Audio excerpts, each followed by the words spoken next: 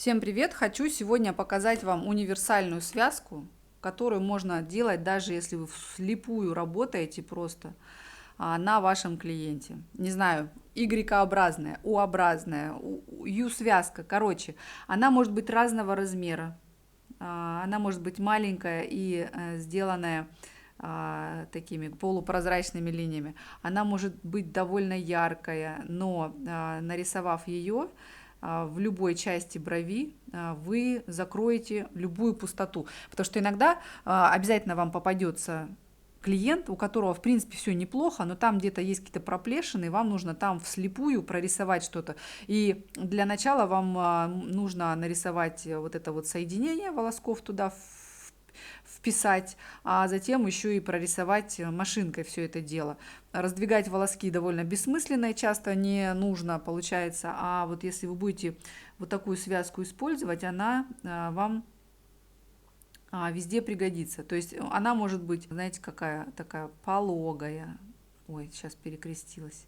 Она может быть длинная, она может быть коротенькая, она может быть вертикальная.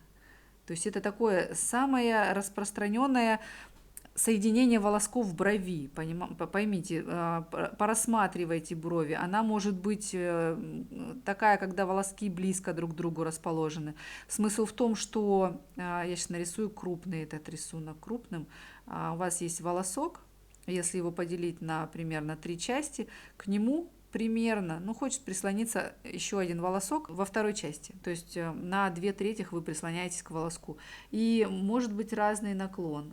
То есть они могут быть почти соединены, могут даже слегка пересекаться. Но почти всегда это такая прям идеальная связка, которая закроет любой пробел, даже если вам что-то непонятно. Я покажу вам целый видеоурок на эту тему, когда я практически вслепую рисовала. Там была женщина, у которой проплешины в середине брови, и волоски практически не двигались. И как раз эта связка мне помогла. То есть если я не вижу, если мне что-то сложно, то я просто прорисовываю таким образом волоски и все, на ощупь практически. Но вам нужно научиться рисовать их еще на этапе рисования карандашом, потому что получается и в головке эти соединения волосков есть так или иначе, причем не обязательно их вырисовывать какими-то супер одинаковыми, например. Наклон у них должен быть разным, то есть вы должны научиться рисовать и влево, и вправо такие связки. Пологие, более вертикальные, обратные, когда это излом. То есть там то же самое, просто вытянутая, более такая длинная связка получается это.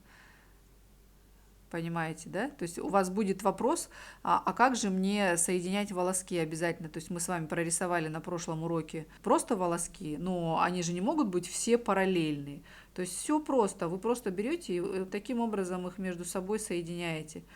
Можете один в другой вливать, и в итоге у вас получится очень интересное соединение волосков, где нету вот этой натужности, когда все одинаковое, все в одинаковом месте прислоняется, и получается такое очень странное. Поэтому сначала вот так, как я, хаотично поприкасайтесь, то есть вам нужно понять, как примерно создается такая связка. Можете это под контролем держать, когда близко вы находитесь к грифелю. Можете делать, как будто вы рисуете в изломе такие вытянутые волоски. Также попробуйте разный нажим. То есть смысл в том, что вот проходит один волосок, чуть-чуть отступаете от него выше и меняете направление, и вливаетесь в предыдущий. Не обязательно прям жестко останавливаться, вы даже можете слегка его пройти насквозь. Здесь нету прям такого четкого правила. Но смысл в том, что вы должны научиться рисовать волоски, которые меняют направление. То есть вы прорисовали волос, тут же вернулись назад, чуть-чуть провернули карандаш и уже немножко изменили угол. Потом вы прорисовали следующий волос, чуть-чуть изменили угол и опять вернулись. Потом вы, как будто эти два не видите волоса, вернулись выше, прорисовали и вернулись. И у вас уже получился какой-то очень интересный, круто заполненный излом. Понимаете? И то же самое нужно сделать в другую сторону. Прорисовали, вылезли из него, прорисовали, вылезли. То есть вот таким образом и создаются супер реалистичные брови еще на этапе эскиза. А дальше у нас задача достаточно простая, все это зафиксировать и обвести. Самое главное опять, вот весь этот блок направлен на то, чтобы вы научились контролировать, двигаясь вверх-вниз, то есть нужен жесткий нажим, ниже опускайтесь, больше контроля, потому что где-то надо поднадавить на какой-то коже, надо поднадавить, потому что не рисует. Нужна мягкость и тонкость, поднимаетесь выше, и уже у вас получается другой совершенно нажим и другой внешний вид у того, что вы делаете. Только сегодня вы должны откатать именно вот эти вот U-образные соединения волосков. И что-то у меня прилично? Нет, неприлично. Сейчас возьму другой латекс. Кстати, вы можете стирать. Это стирается очень легко вазелином и ватным диском. И бесконечно рисовать на одном и том же. У меня просто нету на это времени во время урока. И конечное ваше задание – это прорисовать короткие связки, такие U-образные, открытые и закрытые. То есть вы вот прям вот таким образом прорисовываете их. Они у вас должны быть в одну сторону наклонены. Главное, чтобы они примерно соединялись. То есть, заметьте, я не говорю ни в коем случае о каких-то идеальных связках, которые должны супер одинаково выглядеть. То есть, это такой намек на вот такую связку. Потом вы возвращаетесь и делаете такую же связку в другую сторону. Причем старайтесь, чтобы верхний и нижний ряд у вас был более-менее похож.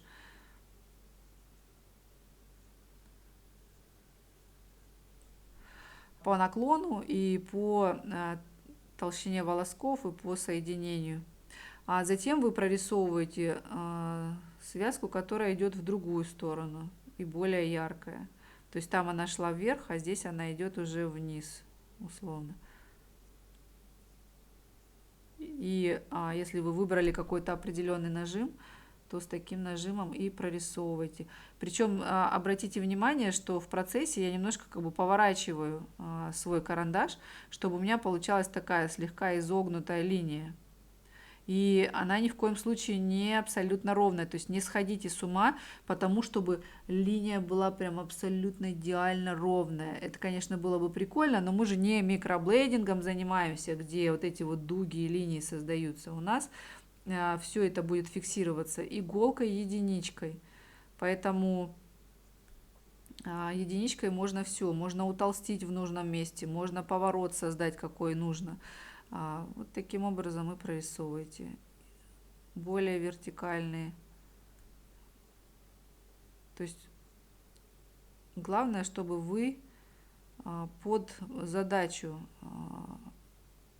рисовали волоски. То есть в итоге-то нам нужно имитировать то, что растет у вашего клиента на бровях.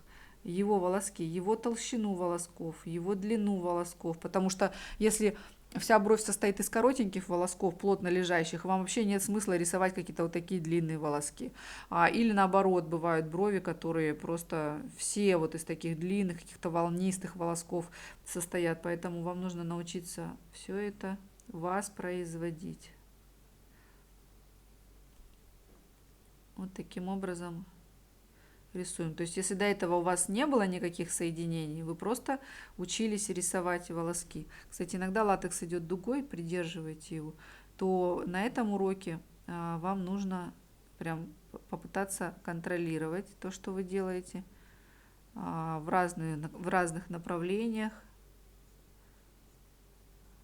разного нажима волоски прорисовывать и наклона. Вот такой урок. Вообще не дурацкий. Вообще даже не думайте так думать, потому что это очень полезное движение, которое вы потом оцените в работе на волосатобровых клиентах.